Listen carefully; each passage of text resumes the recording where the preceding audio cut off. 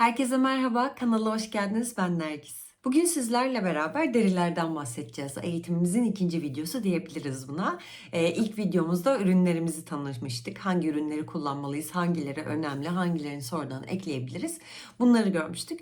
Serimizin ikinci devamlılığında ise derilerimizi tanıyacağız. Tabii ki en önemli kısım bizim için deriler. Şimdiden videoyu beğenip kanala abone olup bana destek olursanız sevinirim. Hazırsak başlayalım. Deriye tam baktığınız zaman aslında katmanlara bölünüyor. Bunların en üstünde yani hayvanın yüzeyine, derisinin yüzeyine en yakın olan kısım piyasada görebileceğiniz en pahalılarından biri olan full grain ve top grain diye geçen derinin en üst katmanıdır. Bir altındaysa orta katman başlıyor. Derinin asıl etli ve daha kalın olan kısmı liflerin bol yoğun olduğu, biraz daha esnek bir yapıya sahip orta alan. Split diye de geçiyor bu aynı zamanda. Bir de en alt kısmı aslında bizlerin genelde süet olarak kullandığı kısmı var. Çok daha yumuşak ve daha böyle soft hissettiğimiz, elimizde yumuşak hissettiğimiz kısım. Genel olarak deriyi bu şekilde 3'e bölüp bu şekilde isimlendirebiliriz. Tabii ki burada görüyorsunuzdur genuine leather var. Aslında bazı videolarda bunun en kötü deri olduğu söyleniyor. Aslında bunu biraz daha gerçek deri anlamında kullandığımızı biliyorum. Tamamıyla tabii burada saydığımız 3 katmanda gerçek deri doğal olarak. Sadece en üst, orta ve en alt kısmı var. Bunun dışında bir de nubuk da var tabii ki. Nubuk da daha en üst ve bu orta katmanın arasının birleştiği yer, yani üst deri katmanının zımparalanıp biraz daha aşağı indiği kısım oluyor. Gelelim deri çeşitlerine.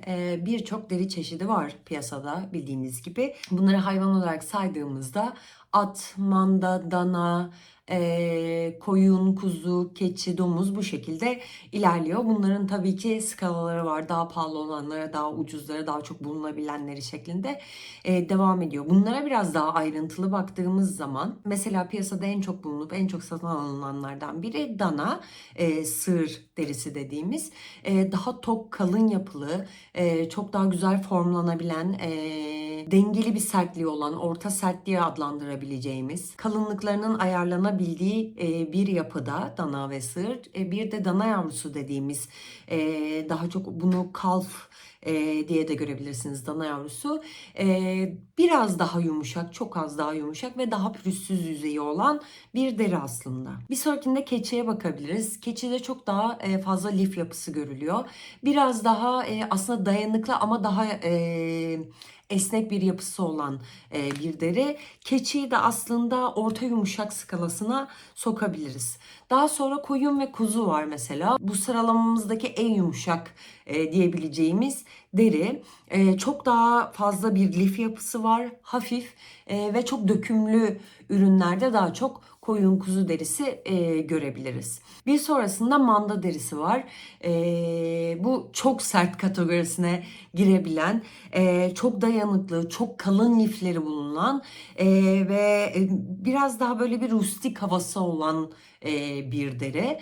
Bunun dışında domuz derisi var. Domuz derisi çok benim piyasada gördüğüm bir ürün değil Türkiye piyasasında.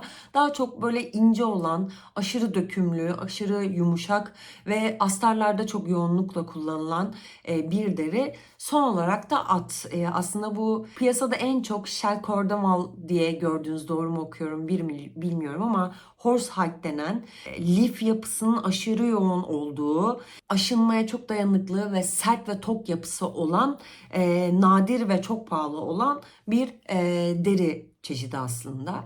Bunları biraz daha pahalıdan ucuza doğru sıralamamız gerekirse şöyle söyleyebilirim. At, manda, dana, sığır dediğimiz, keçi, kuzu, koyun ve domuz şeklinde gidebiliriz. Fakat tabii ki bu sıralama da önemli ama bunun dışında derinin üstündeki problem varsa bazı deriler pürüzlü gelebiliyor. Burada desi, büyüklük tabii ki çok önemli. Kalınlık çok önemli bir faktör. Tabaklama çok önemli bir faktör. Şimdi ona da geleceğiz. Vejetal mi, krom mu? Bunlar çok önemli. Analin mi, semanelin mi ya da pigmentli mi? Bunlar da çok önemli. Fiyat değişkenliği sağlayan durumlar tabii ki. Az önce söylediklerimizden önce tabaklamaya bakalım. Sürekli gördüğünüz bir vejetal tabaklama var. Bir de krom tabaklama var. Bunlar nedir? Vejetal dediğimiz bitkisel.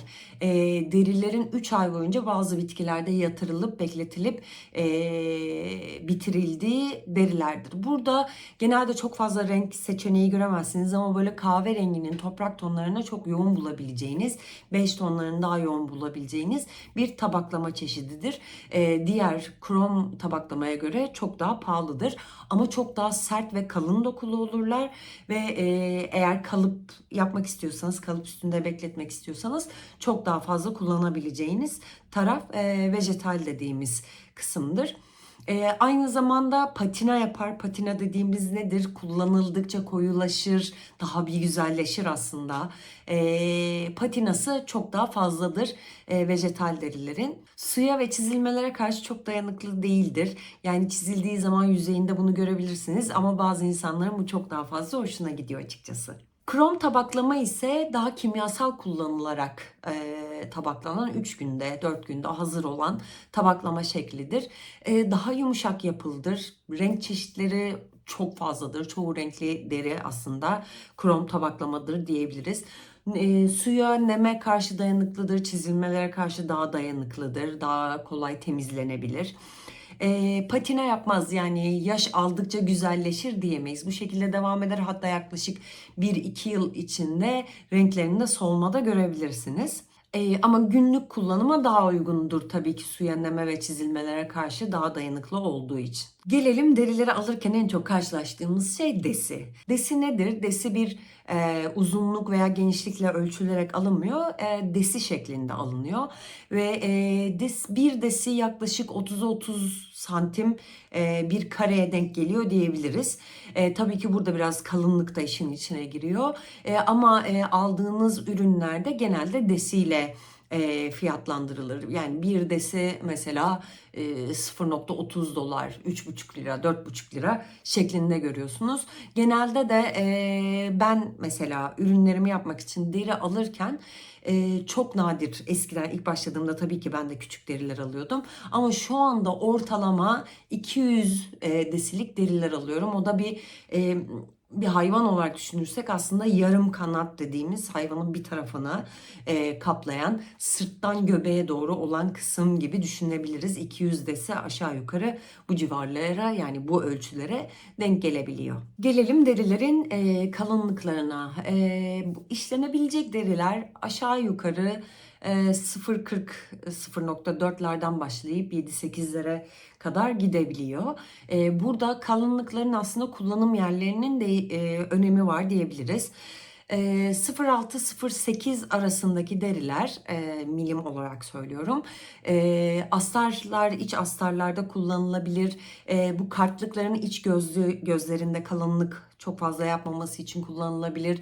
Normal cüzdanların iç gözlerinde yine aynı şekilde kullanılabilir ürünler. Yapabileceğiniz kalınlıklar, özür dilerim. 0,8-1 milim arasındaki deriler için cüzdanların dış yüzeyi daha çok, bir tık daha kalın olması, form alabilmesi için burada kullanılabilir. Aksesuarlar yapılabilir bu aralıklardan. Hafif çanta kapakları buralardan olabilir. Bir üste geçtiğimizde ise 1-1,2 milim arası derilerde el çantaları, böyle içi çok doldurulan dop kit, geçenlerde yaptığımız çanta gibi küçük orta boy çantalar 1-1,2'lerden yapılabilir. Bir üste geçtiğimiz zaman 1,4-1,6'ya geçtiğimiz zaman bu tote dediğimiz alışveriş çantaları, laptop çantaları, daha yapılı formlu ürünleri burada görebiliriz. Biraz daha yukarı çıktığımızda 1,8-2,2 gibi rakamlara çıktığımızda, kalınlıklara çıktığımızda daha kemer, çanta askıları, çanta sapları, bu halkaları takıp çantayı taşıyan alanları daha çok burada bu rakamları görebiliriz. 2,5 ve üzeri milimdeki derilerse daha çok yine kemerlerin, bıçak kılıfları, silah kılıfları, endüstriyel ürünlerde daha çok 2,5 ve üzeri 7'ye kadar uzanan kalınlıkları görebilirsiniz. Piyasada çokça gördüğümüz crazy deri, pull-up deri gibi bir sürü çeşitlerin olduğu deriler var. Bunların işlentilerini aslında aldığınız yerde görebilirsiniz. Bazıları bazıları daha dokulu, bu Togo denen gibi. Ya aslında bir firmadan firmaya isimleri değişebiliyor bazen derilerin. Ama Crazy ve Pull Up en çok görülen deriler. Bunlar çizilmelere karşı çok dayanıklı olmayan ama kendini güzel gösteren, formlanabilen, mesela Pull Up daha yağlı, Crazy daha mat görünümü olan. Mesela Pull Up'ta elinizle şekil verdiğinizde renk değişimlerini gördüğünüz gibi derilerin formlanma hali diyebiliriz. Ya da bir diğer duyduğunuz piyasadaki kelime kuru tıraşlama. Kuru tıraşlama nedir? Derinin arka yüzeyinin pürüzsüz olması. Bu daha çok eğer içeriye astar kaplamayacaksanız, derinin kendi arkasını kullanacaksanız bence çok önemli. Çünkü diğer türlü deri tüylenme yapıyor. Kenar işçiliklerinde problem olabiliyor onları törpüleyip arka plana atmak. O yüzden özellikle ilk başlayan arkadaşlar için kuru tıraşlanmış küçük çaplı derileri öneririm. Benim de 5-6 senede öğrendiklerim bu kadar aslında. Daha çok merak ettiğiniz, benim videoda söylemeyi unuttuğum bir şey varsa siz de aşağıya bana yorum bırakırsanız yorumlarda da cevaplamaya çalışırım. Sizin bildiklerinizi de aşağıya bekliyorum. Diğer arkadaşlarımız da öğrenebilsin diye. Yine söylüyorum, lütfen videoyu beğenin, kanala abone olursanız, bana destek olursanız çok sevinirim. Bir sonraki eğitim veya çanta videomuzda görüşmek üzere. O zamana kadar hoşça kalın.